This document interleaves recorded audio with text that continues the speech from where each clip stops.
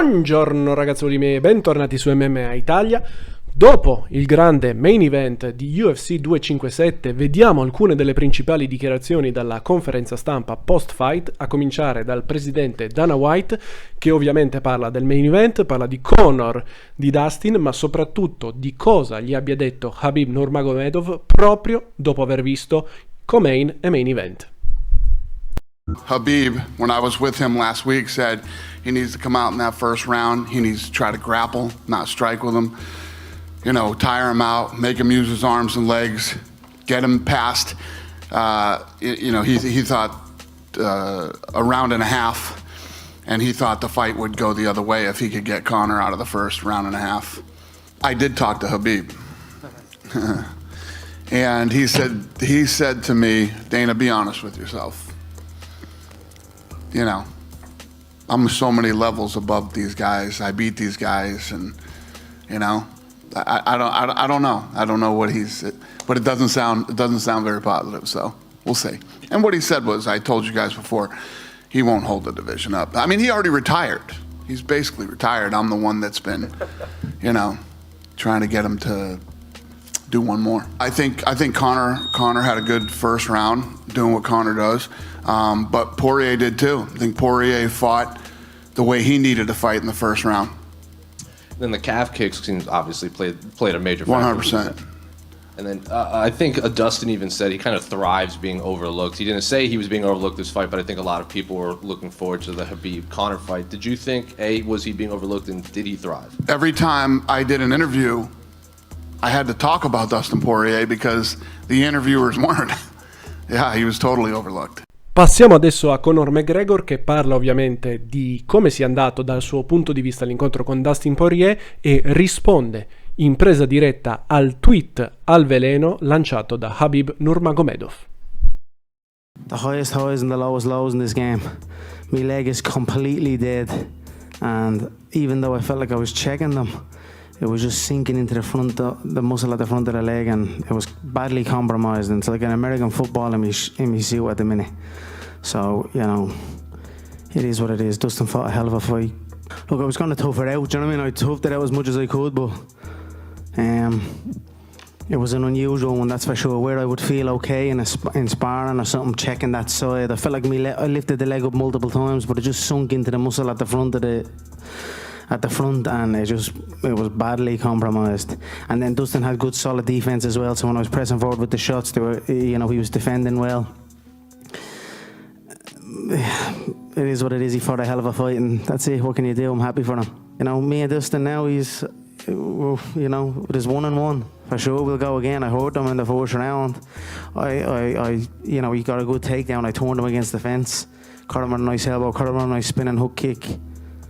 Habib has responded to your loss on Twitter. He says, this is what he wrote. He goes, "This is what happened when you change your team, leaving the sparring partners who made you a champion and sparring with little kids far away from reality." Do you have a response to that at all? My team has been the team since day one. I've not changed any team. It is what it is, you know. Respect the athletes, and that's the character of the man for sure, behind the mask. And whatever, what's he want to do? Does he want to come back or no? Because he's not throwing no leg kicks. You know what I mean? I got up off Dustin. I got up off the ground against Dustin. I turned Dustin. You know what I mean? Look at little pockets of that sequence where he's fights. Like I said, styles make fights. Every fight is a different fight. That's why all this prestige and all that people try and like hold on to. I don't hold on to that. You know what I mean? Whether someone has multiple wins or multiple losses. You know what I mean?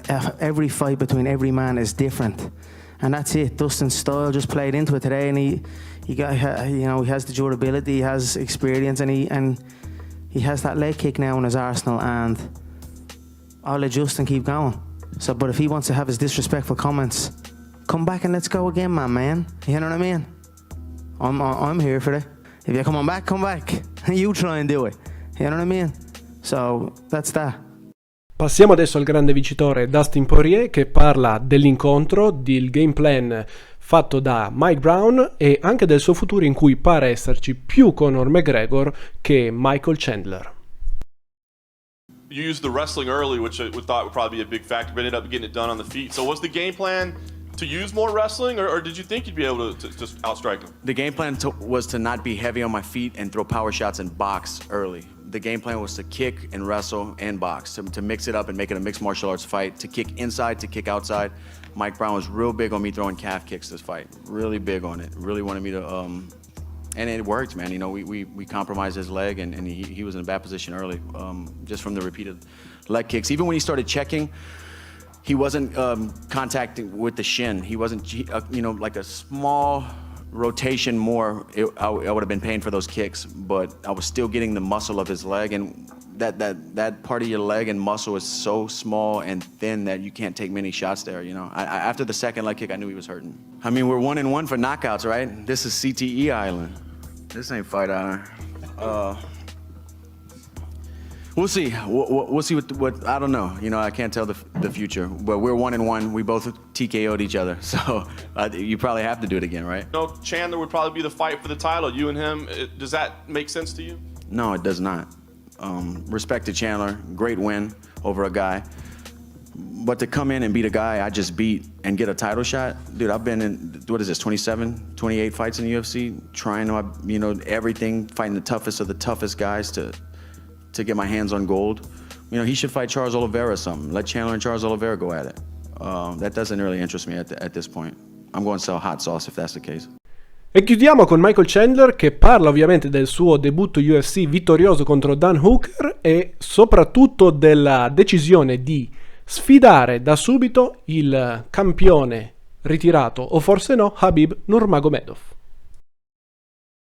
Listen, I've been nervous in a lot of fights in my career, and a lot of times it's because I've had a lot to lose. You've seen those matchups, a lot to lose, and nothing to lose tonight, man. Top 5 lightweight, Dan Hooker. Of course, there was a ton of pressure, but I didn't feel it. I was there. My feet on that octagon canvas, man, rubbing my back on that cage, drinking a little bit of water, team there. I felt at home, and onward and upward. Can't wait for the next one. I looked right into all these other cameras and just said, listen, Khabib, you are the greatest of all time. You are the GOAT. You are undefeated. You have looked unbeatable. You are right. None of these guys can hold a candle to you. What are you going to do? Come back and rematch one of these guys? It's not going to happen. You don't need to do that. You're a champion. But when a guy who shows that he's got a wrestling pedigree, when a guy who comes in and shows, yeah, he's not undefeated. Listen, I'm not undefeated. I wear my L's on my sleeve. I got 5 of them. A couple of them were weird stoppages, you know, TKO, injury, defaults, whatever you call them. But every single time I've come back better. I'm by no means a perfect man inside that cage, inside that octagon. But I promise you I can beat that man. I promise you I can beat Khabib. So I told him, I didn't tell him personally, but I told him through the camera lens, listen, you've earned every right to be able to sail off into the sunset and continue your, you know, living your life and making your impact, because you've done it thus far. But man, if you ever do come back, there's a man over here waiting for you from High Ridge, Missouri.